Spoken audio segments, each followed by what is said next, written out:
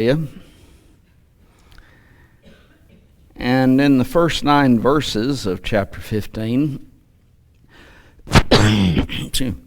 we have a description of Moab's strong cities. And Isaiah in this section lists several of Moab's cities and declares how that they are desolate and the people are desperate. And we had gotten down into verse 5 and ended with our study at that point, where Isaiah says, "My heart shall cry out for Moab. His fugitives shall flee into Zoar, a heifer of 3 years old. For by the mounting up of Luhith, with weeping shall they go up, for in the way of Horonim they shall raise up a cry of destruction." We had been noticing at the end of our class how that Isaiah sympathizes with the people there. His heart was crying out for them. And we were making the point that we are to rebuke, condemn sin, and yet we need to be cognizant that as we condemn sin, we need to have compassion on the sinner. I think sometimes we get so, maybe the word enamored with condemning sin, that we forget to have the compassion upon the sinner. And it comes across as though we have a hatred for the sinner, when in reality we're not supposed to have that. We should have compassion on the sinner, that person who's caught up in that sin, even though we condemn the sin that he is involved in. And make them realize the guilt of their sin, and thus to come out of that sin and be saved. But even in the condemnation of sin, isn't that for the purpose of saving souls? And that for the purpose of saving that individual soul? And that for also the purpose of saving the souls of other people who might get involved in that type of sin? And so the purpose of condemnation of sin is the salvation of souls. And we need to remember that as we condemn sin, we have compassion on the sinner. You see that very clearly here with Isaiah, his heart crying out for Moab, the destruction, the devastation that's going to come upon them. It's much the opposite of Jonah's attitude toward the Ninevites. Now, you have to realize the Ninevites were Israel's sworn, or Judah's sworn enemies. They hated the Ninevites. And that's why Jonah at first ran the other way from Nineveh to try to escape doing what God had told him to do, because he was afraid that they might repent. And then he knew God would spare them, and he didn't want them spared, he wanted them destroyed.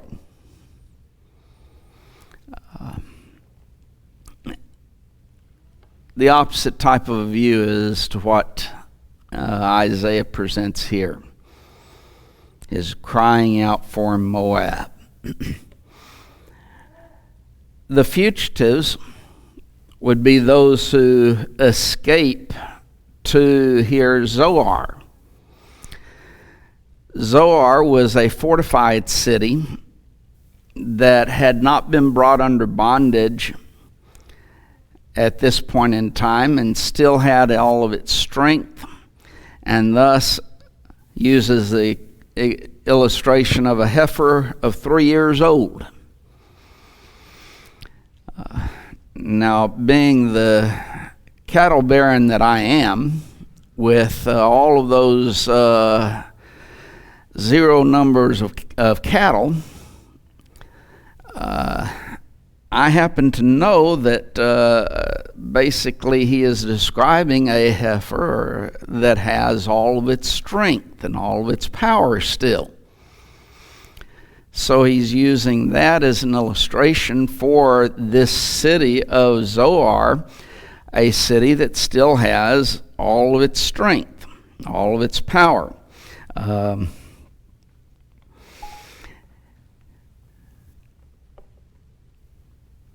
So they flee there. And they flee there, he points out, with weeping. They go there because of the destruction that's upon them. If they used a heifer, does that mean it was a young city? Was it very old? I don't think the illustration that he's using is dealing with the age of the city, as to it being a young city as opposed to an older city. I think he's using it as far as strength is concerned, that it is well fortified, it still has all of its strength. Right. I forget which one it is, metaphor or simile. I think that's simile that does not use the as or like. It's the opposite way. A metaphor, then, does not use as or like, so it's a metaphor, not the simile. I always wondered why they had to specify have a distinction between those two, but they do. And I always forget which one's which. But here, then, a metaphor, and we should not take the metaphor beyond its intended meaning. Here, the strength of Zoar, that it's still strong, it still has its walls up, it hadn't been defeated, so it's still strong, and that's why they're fleeing there. It would be useless to flee to a city that was already had been brought under bondage. So, Dale, were you raising your hand or just stretching? Oh, okay. Just as Zoar.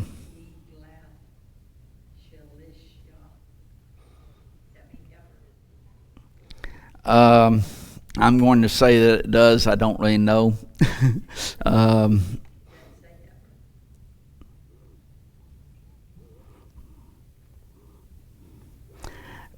Okay, that is Eglath,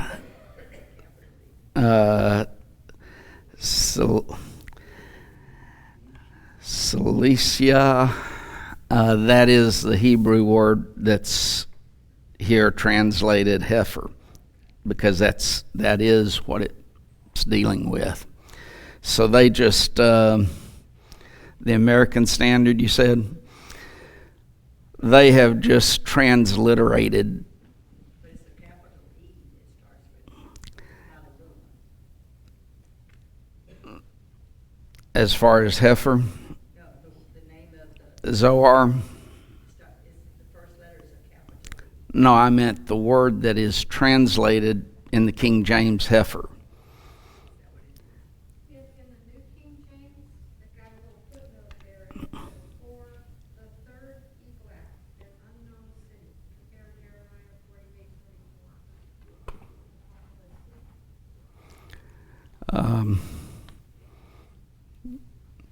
Well, I was going to switch to New King James and the American Standard, but it's not working. But the word does mean a heifer. So Was this the name of a real city? That the name of the city was Heifer? no, it's not dealing with the actual city. It's that's the way the American Standard is taking it, that the name of the city is that. But the meaning of the word does deal with a heifer. Henry? Doesn't refute it, ahead of it, it says, it's complete as Zohar, like a 3-year-old helper. So, I would, to me, that would, kind of look for speed and imagine it's, not as much strength or anything. Because it refers to running, doesn't it? It refers to the city that they are fleeing to, that city, and Yeah,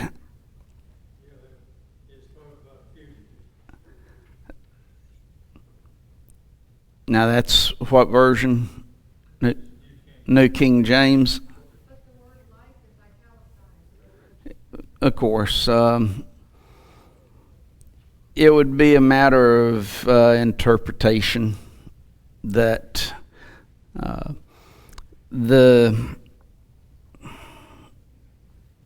heifer of 3 years old, whether it's referring to the fugitives or whether it's referring to Zoar, and that would be the distinction. If it's referring to the fugitives, it's probably referring to the speed in which they would be fleeing, but what I would say in regards to that is that generally they would use other likenesses to represent speed. I don't see why they would use a helper of strength would be more of a bull. I would think probably the helper might be a little faster than a bull, because it's lighter. I really don't know as far as speed on animals like that, but when they are expressing speed, they oftentimes will use birds or something a lot faster than a cow. Even a young cow, an old cow, they're not going to move that fast. So I just don't see it referring to the speed of the fugitives. I see it dealing with more the strength of Zoar itself and the fact that it has all of its strength and power, that it was a fortified city at that time. It had not been brought under bondage. So it harmonizes with the heifer being referring to Zoar, not the fugitives. The mounting up of Luhith, it's not really been identified as to where that might be. It is possible that some believe that it was the way from Moab to Zoar. The way of Horonan is a town mentioned on the Moabite stone. We mentioned that last week, the Moabite stone. And was probably south or southeast of the Dead Sea. So that would be more the area in which that would be found. And both of these, more describe the route for the flight south to Edom. So they're fleeing southward from Moab toward Edom. And Andrew, you're going to have to move those since So when he says, my heart shall cry out before that, it looks like he has compassion and it bothers him with the destruction that's going to come on him, and yet he has to tell him what he's doing. And, that tells you the man he was. it does tell you the type of man that Isaiah was. If you look at the prophets, they generally were very compassionate men. They strongly denounced sin and the error of the people. But yet, I mean, look at Jeremiah. He was referred to as the weeping prophet. And yet everything in the book is pretty much condemning Jerusalem. So even though they were in that work of condemnation and they were trying to bring the people back to repentance, that was their work. And they did so with many times a heavy heart. I often wonder how, I know putting God on a human level, but his compassion he must feel for the saints that are drifting away and going into whatever world that they shouldn't be. I know it's pulling him on a human level. Well, you look at, I think a good illustration of that would be in Matthew 23, is it 36? 37, where, O Jerusalem, Jerusalem, thou that killest the prophets and stonest them that are sent unto thee, how oft would I have gathered thy children together as a hen gathereth her chickens under her wings, and you would not. You see the compassion that he has for Jerusalem, for the Israelites. You would say the Father would have that same type of compassion of those who were going off into apostasy. How many times are we told to restore those who are fallen away? From the very beginning of Jesus' ministry in the Sermon on the Mount, if you have aught against a brother, what do? You go to him. Leave your gift at the altar and go to him. Make things right. So there's continual teaching. Restore those who are falling away. That, I think, indicates the compassion, the sorrow that he has for those types of individuals. And yet, we would say that those individuals will receive a greater condemnation. Remember 2 Peter 2, verse 20 through 22, that here's those who are lost, they're saved, they go back into apostasy, and he says the last state is worse than the beginning. So that's their state, even though he has compassion toward them and wants them to be saved.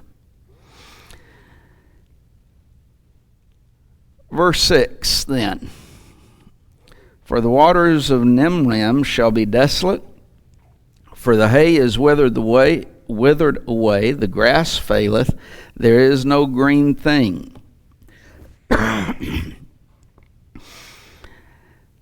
There's either a drought that's being discussed here, or the waters have been dammed up by the enemies. Now that's what was a common occurrence in relationship to taking a city.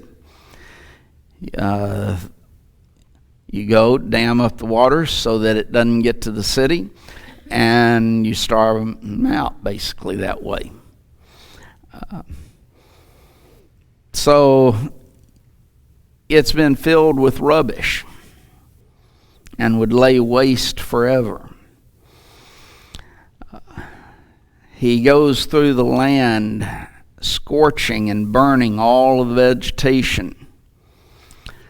The hay and grass standing instead of the luxurious vegetation that would have been there. It reminds us a little bit of someone who's not too respected, especially in Georgia after the Civil War. General William Sherman, wasn't it? And his march through Georgia, leaving behind him total destruction and devastation. That's what you see here that's going to happen to Moab. Total destruction and devastation. They burn everything. Everything is destroyed. Nothing is left. So Isaiah is not giving them a very pretty picture of what's coming. In verse 7 then, therefore the abundance they have gotten, and that which they have laid up, shall they carry away to the brook of the willows. The abundance is their property that they've been able to save and carry with them. You've got to remember their situation. They're fleeing. How much are you going to be able to take with you? Not much. The majority of it's going to be left behind. What you can carry, basically, is what you're going to be taking with you. Constructions like this, when you look back at World War II and Hiroshima and Nagasaki, wiped clean. Everything's wiped clean by the atomic bombs that were.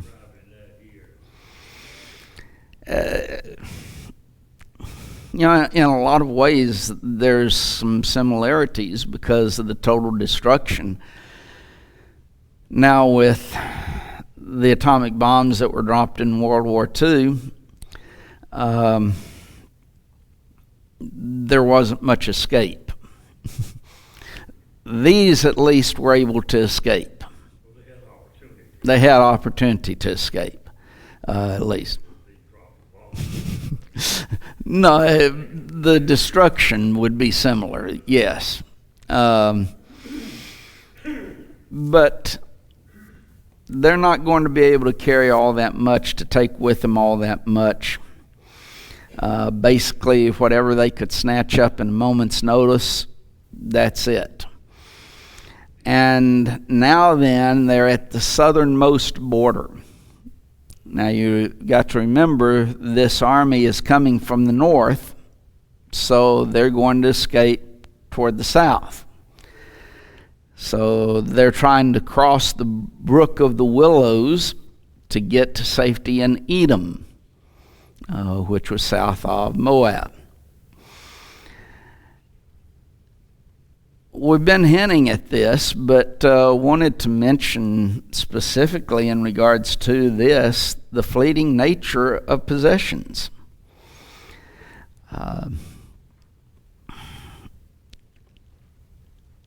We always talk about you can't take it with you. Here's a millionaire, and somebody asks, I wonder how much he left. And the response was, what? He left all of it. Everybody knows. He left everything.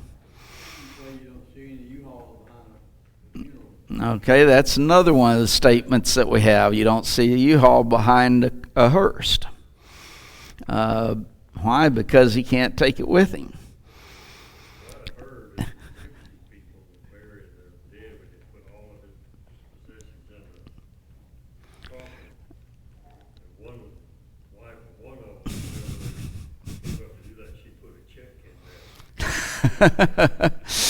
Put a check in instead. Well, he can cash it whenever he gets where he's going, I guess. Now, there was one lady, and this is a true story, and that tried to take some of her possessions with her, because in her will she specified that her Cadillac that she prized so much was to be buried with her. And through a court case, it was buried with her. Guess what? She can't use it. She still left it. The Cheops pyramid and all the other big pyramids, they put all that stuff with the kings. Well, okay, the pyramids, they did put all of the riches that the king possessed in the pyramids in different chambers. And yet, it did them no good. They couldn't use it. It's still there. Well, except it's been stolen by others through the years. And his mummified body, as to what's left, is still there. It's to a great extent decayed. And yet, so many times, we make a priority in our life of the physical things that we can obtain. How do we determine success of a person, generally speaking, today? How much wealth he has, how much, what size house he lives in, the cars that he drives, the clothes that he wears, and you can continue on that list, I guess you could say, and that's how we determine success. And we need to be remembering that's not what determines success. What determines success, here's an idea for you sometime. When you read Matthew chapter 5, starting in verse 3, blessed are the poor in spirit. Instead of the word blessed, try reading it as successful sometime. Successful is the poor in spirit, or the poor in spirit.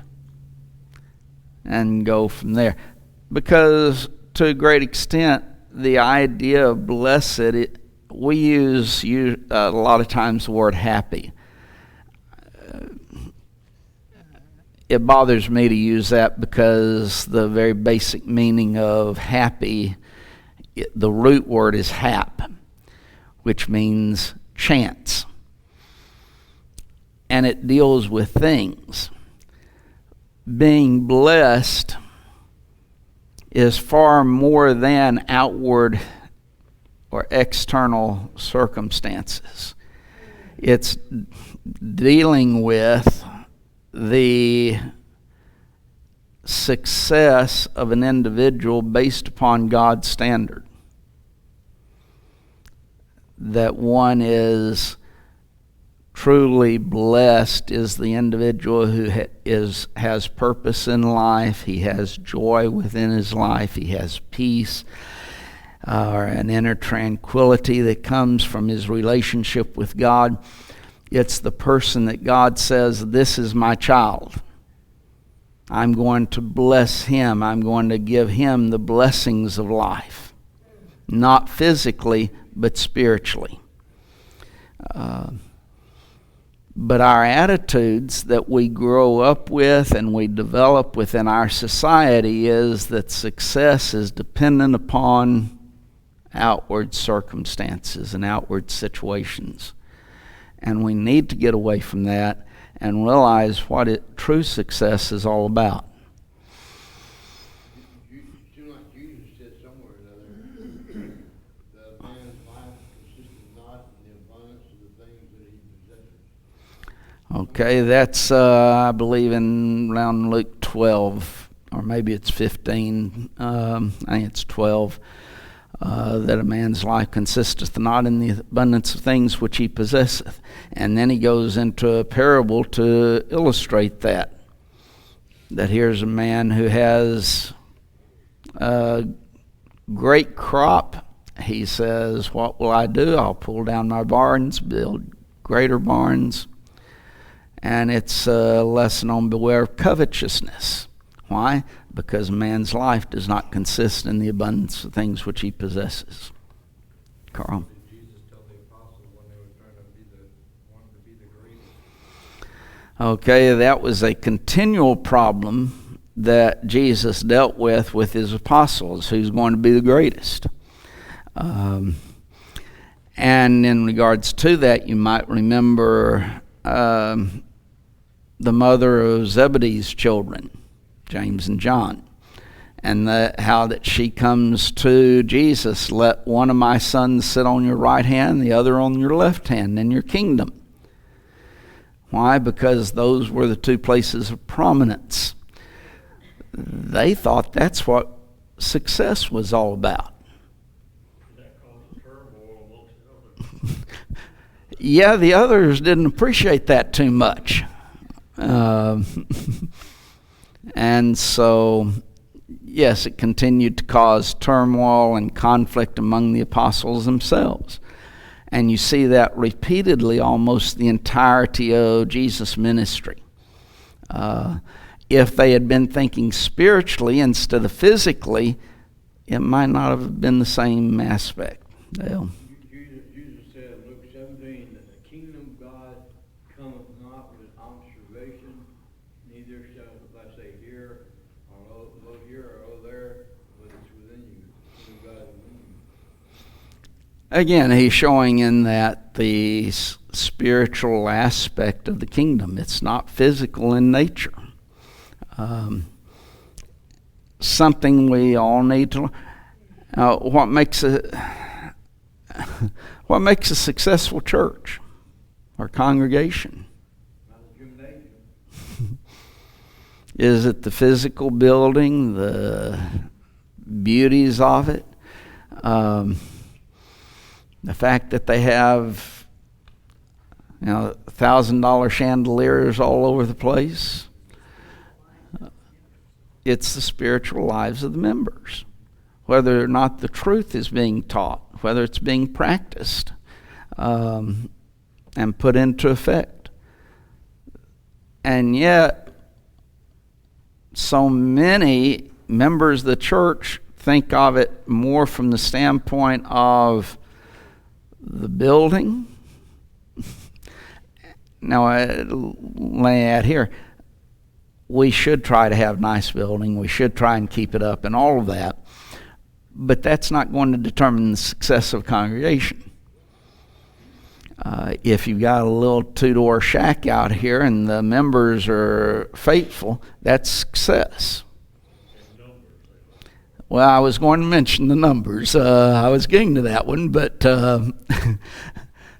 and to get the numbers, many times today you will see congregations compromising what God's Word states in order to get the numbers.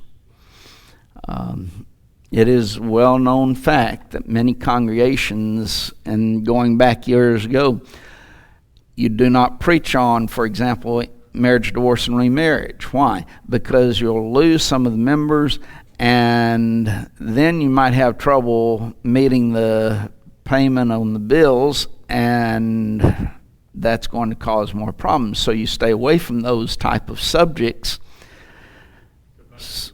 Tobacco was another one. Social drinking was another one. You don't mention those things. Why? Because some people will get mad and run off. And yes, I know a lot of Christians, and I use that advisedly or reservedly, who are that way. They don't see anything wrong with those types of sins. And if you start preaching on them, they'd leave. They'd go someplace else and find someplace that won't bother them with those type of things. So you don't preach on it. I knew people that even believe your spiritual strength is always based on your physical, what God has blessed you. I must be doing it right, look how He's blessed me. Well, Good work. That's what you have the prosperity gospel being taught that God is going to bless us physically if we obey the gospel.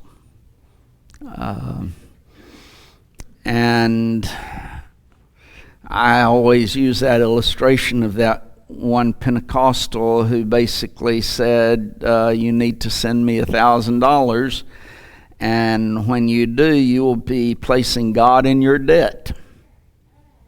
And He will have to do what you want. And that's the term that he used. You'll be placing God in your debt. Well, that's a real nice concept, but it's totally false. But we need to think spiritually, not physically, and it's difficult to do because we're so caught up in the physical. And yes, that includes building, that includes numbers, that includes all of those type of things. Do we want big numbers? You know, I wish we had how many people live in Escambia County? About 300,000. I wish we had a congregation of 300,000. Well, I'm assuming we're talking about soundness in this case. Is that realistic? That's fantasy, because we know that the majority of people are going to reject God's word. So if we have 10 and we have 10 faithful, then it's a successful congregation. If you've got 100 and you have 100 people faithful, it's a successful congregation. If you've got 1,000, you got 1,000 who are faithful, you got a successful congregation. Well, if you have 100 and only 5 people are faithful, not very successful, is it? Numbers by itself don't mean anything.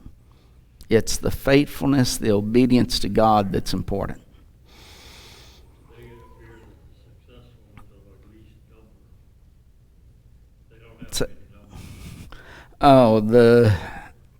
any numbers. You're saying the ones who are successful, the ones who are faithful nowadays, they don't have large numbers. How many thousands of people were on the ark?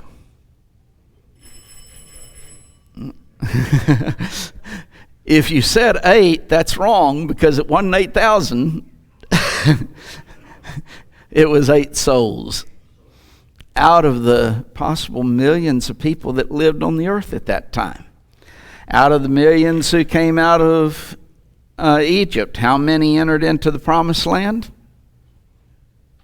2. How many came out of Sodom and Gomorrah? Initially, how many? 4. And how many eventually? 3. Because Lot's wife looked back and she was turned into a pillar of salt. Remember Jesus' statement, strive to enter into the kingdom? There's a lot of lessons there to be learned. It's not for the faint-hearted. It's not the easy life. Christianity is a hard life.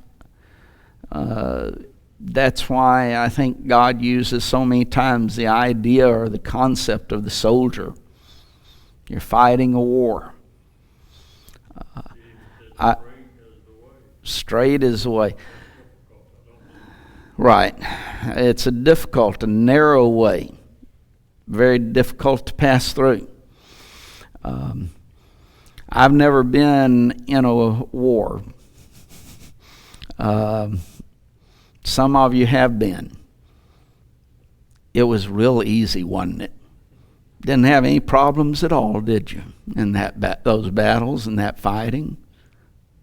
Anyone who would think such is stupid. I guess I shouldn't say somebody's stupid. Yeah, they are, though, aren't they? That's what they mean about the Straits of Gibraltar. The waters are supposed to be terrible there. I've never been there. That's what that means, Straits. The Straits of Gibraltar. Turbulent, troublesome type of situation, Carl. I was just looking at Titus 6, and it talks about the wrangling of men corrupted in mind and grief of the truth, supposing that godliness is the way of gain. And when we brought nothing into the world, for neither can we carry anything out. That's a good way in which to word it. Brought nothing into this world, not going to take anything out. So why concern ourselves with the riches of this world? Now, when I say that, understand it's not wrong to be wealthy. Who was the father of the faithful? Abraham. He was a poor man, wasn't he? Not at all. He was extremely wealthy.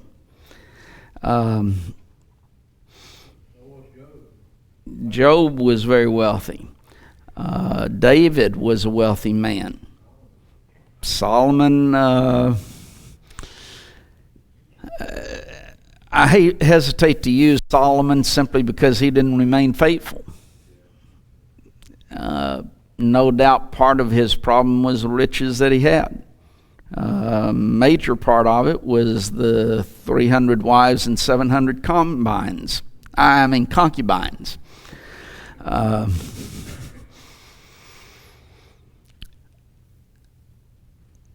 So I hesitate to use Solomon, but initially he was obedient, even though he was very rich. But there's a lot of individuals who are rich who remain faithful. So there's nothing wrong with that. There's nothing wrong with planning for the future. For that time that you retire. There's nothing wrong with planning for that and saving something for it, having that available. There's nothing wrong with those things, but that's not going to determine whether you're successful in life.